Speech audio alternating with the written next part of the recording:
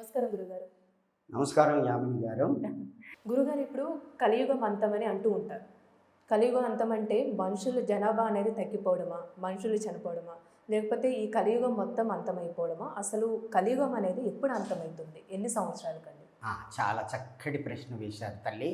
ఎందుకంటే ఇప్పుడున్నటువంటి ప్రజానికానికి, చదువుకున్నటువంటి పండితులకు కూడా అర్థం కాని విషయం ఇది. భగవంతుడు రాశాడు దీంట్లో. పండితులు కూడా చెప్తున్నారు ఇది కాదు, 4,32,000 సంవత్సరాలు కలియుగం నడవవలసిందే అని చెప్తారు. ఇప్పుడు పండితులు, మహాపండితులే చెప్తున్నారు. కాదు అని మీరు చెప్తున్నారు. ఎట్లా? మనకు ఒక లెక్క ఉన్నది. కలియుగం 4,32,000 సంవత్సరాలు. కృతయుగం, త్రేతాయుగం, ద్వాపరయుగం, కలియుగం కలిపి 43,20,000 సంవత్సరాలు అవుతుంది. ఈ 4 కలిపి మహాయుగం అవుతుంది. ఈ మహాయుగాలు 71 అయితే ఒక మనువు యొక్క కల్పం అవుతుంది. అటువంటి కల్పాలన్నీ 14 కావాలి. ఇప్పుడు ఎంతవరకు వచ్చింది? 7వ కల్పమే వచ్చింది. ఇప్పుడు ఎట్లా పోద్ది? పోదు కదా, పోవటానికి వీలే లేదు. ఈ లెక్క తప్పు కాదు, ఆ లెక్క కరెక్టే. కాబట్టి 4,32,000 సంవత్సరాలు అనేది కరెక్ట్ అని. కానీ దీంట్లో కలియుగ సంవత్సరాలు, అంతర్యుగాలు, ధర్మయుగాలు అని 3 ఉంటాయి. అంటే భగవంతుని యొక్క నియమం ఏమిటి అంటే, పూర్తి ధర్మం ఎప్పుడైతే లోపిస్తుందో అప్పుడు నేను వస్తాను. యదా యదా హి ధర్మస్య గ్లానిర్భవతి భారత. ఓ భారత, ఓ అర్జున, గ్లాని ఎప్పుడైతే కలుగుతుందో, పాపం ఎప్పుడైతే పెరుగుతుందో, తదాత్మనం సృజామ్యహం, నాకై నేను పుట్టుకొని వస్తానయ్యా, ఎవరు రమ్మని చెప్పనక్కర్లేదు. పూర్తి ధర్మం ఎప్పుడైతే పోతుందో, అవి ఏంటివంటే సత్యయుగానికి సత్యము, దయ, తపస్సు, తర్వాత దానం, ఈ 4 గుణాలు ఉండాలి సత్యయుగానికి. సత్యము, దయ, తపస్సు, దానం సత్యయుగంలో. దాన్ని కృతయుగం. త్రేతాయుగానికి వచ్చేసరికి 3 భాగాలే అవుతాయి. 3 ఉంటాయి, ఒకటి ఎగిరిపోద్ది. ద్వాపరానికి వచ్చేసరికి 2 ఉంటాయి, 2 ఎగిరిపోతాయి. కలియుగానికి వచ్చేసరికి 1 ఉంటుంది. ఆ 1 కూడా ఉండదు. ఎప్పుడైతే పోతుందో నేను అప్పుడు వస్తాను. మొత్తం పోయినాక వస్తాను కదా. శ్రీకృష్ణుడు పోయిన తర్వాతనే కలియుగం ప్రారంభమైంది. అక్కడి నుంచి 3044 వరకు బట్టి విక్రమార్కుడు పరిపాలించాడు. ఆ లోపట్నే మహాభయంకరమైనటువంటి ఎక్కువగా ఉంది. అన్యాయంగా చంపడం, కొట్టడం. 20,000 మంది నలంద విశ్వవిద్యాలయంలో విద్యార్థుల్ని చంపేశారు కదా. 2,000 మంది అధ్యాపకుల్ని చంపేశారు కదా. ఎంత ఘోరం! ఎంత ఉన్నటువంటి వేదాలు, శాస్త్రాలు, పురాణాల జ్ఞానం అంతా కూడా తలగబెట్టేసారు కదా. ఎడ ఉంది ధర్మం? పూర్తిపోయింది కదా. అక్కడి నుంచి 3044 తర్వాత బట్టి విక్రమార్కుని తర్వాత అంతా కూడా మ్లేచ్ఛ పాలన. మ్లేచ్చులు అంటే నానా భక్షక మ్లేచ్ఛ, ఏది పడితే అది తినేవాళ్ళు. ధర్మం ఇప్పుడు గొడ్డు మాంసం, పంది మాంసం అంటారు. అది తినకూడదురా అని మన ధర్మం చెప్తుంది. అది తింటా. దేవుణ్ణి పూజించు అంటే పూజించాలి. నానా భక్షక మ్లేచ్చులు అని ఎవరంటారు? కులం మతం కాదు. ఏది పడితే అది తినేవాడు పాపాత్ముడైతే ఎవరు ఉంటారో వాళ్ళు నాశనం అవుతారు. అటువంటి వాళ్ళ యొక్క పాలన 3044 నుంచి 1901 వరకు జరిగింది. అప్పటికే 5,000 సంవత్సరాలే అయ్యింది కలియుగం. ఎప్పుడు? కలకత్తాలో విక్టోరియా రాణి 8 మంది మంత్రులతోటి చేసుకొని పరిపాలన చేసి మరణించింది. ఇదే విషయము భవిష్య పురాణంలో రాయడం జరిగింది. అంతవరకే రాసిన తర్వాత రాయలే. అంటే 4,32,000 సంవత్సరాలు చెప్పిన ఆయన తర్వాత ఎందుకు రాయలేదు? 5,000 ఎందుకు? ఆయనకు తెలియకనా? కాదు కదా. అదే విషయం కాలజ్ఞానంలో రాసింది. 5,000 5,000. 5,000 అని రాశాడు. ఇది 5,000 తర్వాతనే వర్తిస్తుంది ఈ కాలజ్ఞానం. వీరు రాసింది అంతకుముందు రాసింది 400 సంవత్సరాలు, 416 సంవత్సరాలు అవుతుంది వారి యొక్క జన్మ. 175 సంవత్సరాలు బ్రతికింది వారు.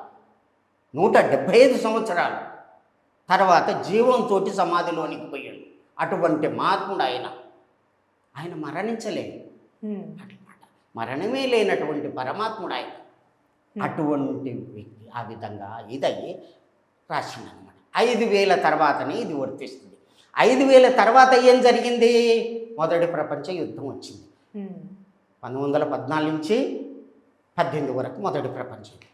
రెండవ ప్రపంచ యుద్ధం 34 నుంచి 48 వరకు జరిగింది. 48లో మనకు ఏమైంది? 47లో మనకు స్వాతంత్రం వచ్చింది. 45 వరకు రెండవ ప్రపంచ యుద్ధం జరిగింది. తర్వాత 47లో మనకు స్వాతంత్రం వచ్చారు చాలా వరకు. ఇక అక్కడి నుంచి నేను లెక్క చెప్తున్నాను అని చెప్పింది దీంట్లో. ఈ యొక్క హైదరాబాదు యొక్క నైజాం కనిద్వగు ఏడుల భానుడు మంట కలిసి అన్నాడు. అంటే హైదరాబాదును పరిపాలించేటటువంటి 7వ రాజు వెళ్ళిపోతాడు అంటే 51 వరకు వచ్చే లెక్క. ఎక్కడి 400 సంవత్సరాలు ఎక్కడి ఇది నైజాం పాలన మన జరిగింది అది రాసింది. ఈయన అప్పుడు చూసి రాసిండంటే ఎంత క్లియర్ ఉన్నది. రాసుకుంటూ వచ్చిండు. ఏంటిది? ఊర్లకు ధూమశకటం మీద వెళ్ళిపోతారు, బస్సుల మీద వెళ్ళిపోతారు. బస్సులు అంటే హరి లోహ తామ్ర శకటములపై ఉరికేరుమా అన్నాడు. రచ్చకొట్టాలు వస్తాయి అన్నాడు. రచ్చకొట్టాలంటే పంచాయతీ రాజ్యానికి పోయి బుత్తుకుంటారు అని రాసి వచ్చేసింది. ఇదంతా పోతుంది, భగవంతుని రాజ్యం వస్తుంది అని చెప్తున్నాడు. ఇప్పుడు ఏం జరుగుద్ది అంటే ఇది పోతుంది. ఏం పోతుంది? కలి యొక్క ప్రభావం పోతుంది. ధర్మకాలం వస్తుంది, కృతయుగం కాలం వస్తుంది, కృతయుగ ధర్మం వస్తుంది. అయితే భాగవతంలో సూర్యుడు, చంద్రుడు, బృహస్పతి ఏకరాశిలో అంటే ఒకే రాశిలో ప్రవేశించినప్పుడు పుష్పమి నక్షత్రంలో ప్రథమ పాదములో కర్కాటక రాశిలో ప్రవేశించినప్పుడు కలియుగం పోతుంది, కృతయుగం వస్తుందని భాగవతంలో చెప్పడం జరిగింది. అది ఎప్పుడు వచ్చింది? 1/8/43లో వచ్చింది. 1943లో వచ్చింది. అంటే అర్థమైంది కలియుగం అయిపోయిందనే కదా అర్థం. మరి 4,32,000 సంవత్సరాలని ఆయనే చెప్పిండు కదా. ఆయనకు తెలియదా? ఆయన ఎందుకు చెప్పిండు? దీనికి ఎందుకు లెక్క కలుస్తుంది?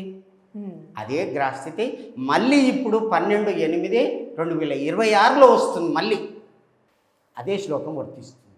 ఈ మధ్యకాలమే సంధికాలము అంటారు. ఈ సంధికాలములో ఏం జరుగుద్ది అంటే జన నష్టం జరుగుద్ది. కొట్టుకొని చస్తారు. మొదటి ప్రపంచ యుద్ధం అయిపోయింది, రెండవ ప్రపంచ యుద్ధం అయిపోయింది. తర్వాత ప్రపంచ దేశాల్లో ఒకరికొకరు కొట్టుకొని చస్తారు. మూడవ ప్రపంచ యుద్ధం నడుస్తూనే.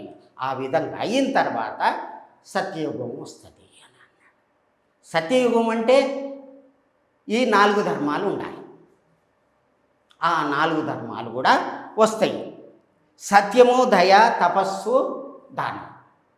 ఈ 4 గుణాలు మానవులలో కనిపిస్తున్నాయి. అందరి లోపల సత్యంగా ఎవరన్నా పలుకుతారా? దయ, ప్రేమ చూపే శివుని చంపండి అని ఎంతోమంది అంటారు. అయ్యో చంపొద్దని ఎంతమంది అంటారు. తపస్సు చేయాలని ఎంతమంది అంటారు. దానం చేయమని ఎంతమంది అంటారు. ఇప్పుడు చాలా వరకు అటువంటి స్థితి వచ్చింది. అంతకుముందు లేదు, ఇప్పుడు వచ్చింది. అంటే సత్యయుగ లక్షణాలు వచ్చినట్టే లెక్క. అవునా? ఈ 4 గుణాలు ఉంటేనే వచ్చినట్టు లెక్క, లేకపోతే కాదు. ఇది కూడా పూర్తిగా ఇంకా కాలేదు, పోతుంది. ఈ యొక్క గుణాలు మానవుల లోపల, మనిషి లోపల ఉన్నటువంటి గుణం పోవాలంటే మనుషులు కాదు, తలకాయ నరకడం కాదు, వాళ్ళకు ఉన్నటువంటి గుణం పోవాలి, మారిపోవాలి.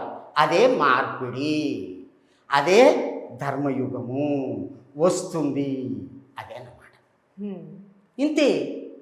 చంపటం లెక్క కాదు, మనిషిలో ఉన్న గుణాన్ని మార్చడమే. ఎప్పుడు అంటే భగవంతుడు వచ్చినప్పుడల్లా అది మారిపోతూ ఉంటాయి. భగవంతుడు వచ్చినప్పుడే అది మారుతుంది. ఇంకా సత్యయుగం విననప్పుడు ఏం చేస్తాడు? విననప్పుడు ఏం చేస్తాడు? యుద్ధం చేస్తాడు. చేసిండు కదా. వాడు ఎంత చెప్పినా ఏం లేదు. దుర్యోధనుడు యుద్ధం చేసిండు, అందరినీ కథం చేసిండు, ఉమ్, విన్నోళ్ళని మార్చేసిండు. ఇప్పుడు కూడా అంతే. అంతే, మనుషుల్ని మార్చడమే తప్ప మార్చడమే కానీ చంపడం ముఖ్యం కాదు. కాదు. ఆయన ఉద్దేశంతో యుద్ధం జరుగుతూనే ఉంది. ప్రకృతి అంత ప్రళయాలు వస్తున్నాయి. ఎక్కడ పాపం ఉంటుందో అక్కడ భూకంపాలు వస్తాయి, జల ప్రళయాలు వస్తాయి. అక్కడ అగ్ని యొక్క ఇది జరుగుతూనే ఉంది. ఎడారిలో నీరు వచ్చింది.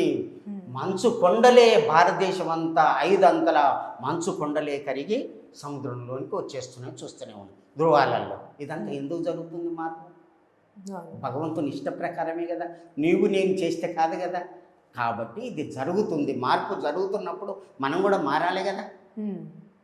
కాబట్టి ధ్యానం చేయాలి, యోగం చేయాలి, జపం చేయాలి, తపం చేయాలి. అప్పుడే వీళ్ళకు ముక్తి వస్తుంది. ధర్మ మార్గంలో నడుస్తారు, లేకపోతే పోతారు. చాలా చక్కగా తెలియదు గురుగారు. ధన్యవాదాలండి. ధన్యవాదాలు తల్లి. లోక సమస్త సుఖినో భవంతు.